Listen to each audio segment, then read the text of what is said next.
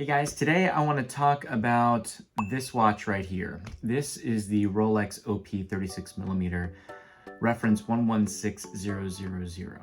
Now this watch I got for my 40th birthday. It is an expensive investment, but it's the entry level when it comes to Rolex. And I think that at this stage of my life, it was a sizable amount of money, but one that I was willing to part with to commemorate something that hopefully will retain its value. And I think that this will. And I had this on my radar for a long time. I think that it is a beautiful piece, and I think that it is one of the most well-proportioned watches that Rolex makes, period. And I'll kind of walk you through it, my rationale, and hopefully it's something that if you can find, you might want to pick up for yourself. So first of all, this watch, again being the reference 116000, is also known as kind of the Blue Explorer for obvious reasons. And I think that the elements of this watch that really kind of worked for me were one, the Arabic numerals, which I'm a big fan of. I think that it just really kind of anchors the watch at the four corners really well.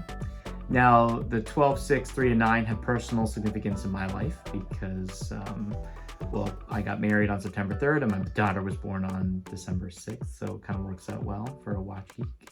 And of course, as I mentioned, the dial itself, this kind of blue sunburst dial I think is just really amazing. You can even see kind of in the sunlight how it just really catches the light.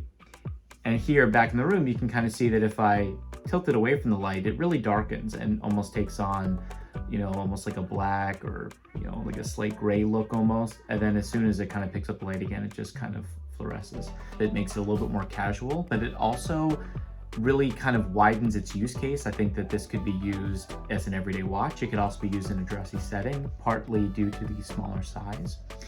And yeah, I just think it's really nice. I also think that the dial is relatively uncluttered. It only says Rolex. The crown is moved up to the 12 position as opposed to in the Explorer, for example, where the coronet emblem is below the triangle marker at 12. So I think that it frees the dial up. I love that it just says Oyster Perpetual and then it says certified chronometer, which it is. It's not the most modern of movements. It has a 48-hour power reserve. In my experience, this watch probably runs about 2 to 3 seconds behind. You know, might need to get it calibrated at some point. But I don't think it was recently serviced. And this watch, if I haven't mentioned yet, is not a new iteration. The newer version has the double kind of batons at 3, 6, and 9.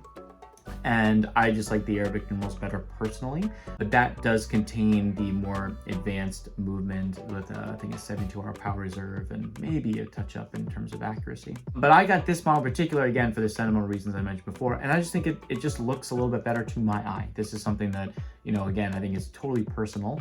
But I was between this and a Black Explorer in 36. But this watch just is a little bit more unique in my opinion. And I think that it just works really well. And the sizing is also really nice. Let's get into some of the details. So yes, it is a 36 mil diameter. It does have a screw down crown that is water resistant to 100 meters. And I just think that this case design, this Oyster Perpetual case, is a little bit more curvaceous than the Explorer. The lug width is a full 20 millimeters, unlike the Explorer at 19. I just think that it just is a little bit beefier without being a big watch. It's certainly a thin, svelte, small watch by Rolex standards or really otherwise, but it wears much bigger than the 36. And I think that that is something to be aware of. I have a 6.5-inch wrist and it wears very comfortably.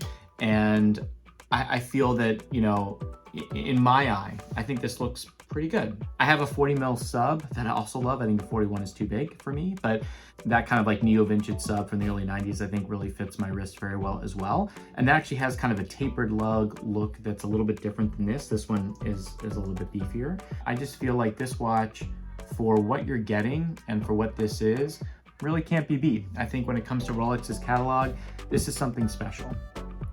Could it be an everyday only watch? Sure, absolutely. I think that a date is important, at least for me, so I don't know if I would wear this every day. I think this sub is a little more practical. It also has the bezel that you can rotate for timing things. This is a fixed smooth bezel. I'm sure it'll get scratched and scuffed up as time goes on, but that's the nature of this. This is a used watch.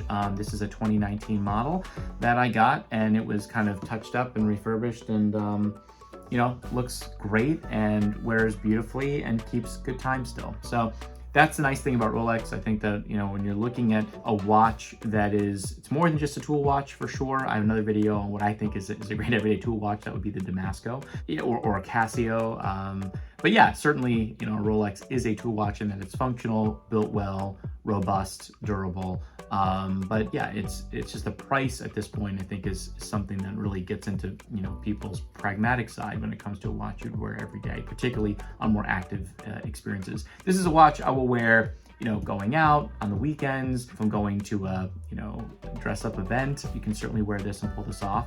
Yeah, this is just kind of a perfect watch. And obviously, you guys will all disagree. Some of you may agree. But look, 36 is not for every wrist size, but I think if you're under 7.25, I really don't think it's an issue for modern proportionality. But yeah, it definitely wears smaller than the Rolex 40 sub that I have, but not that much smaller.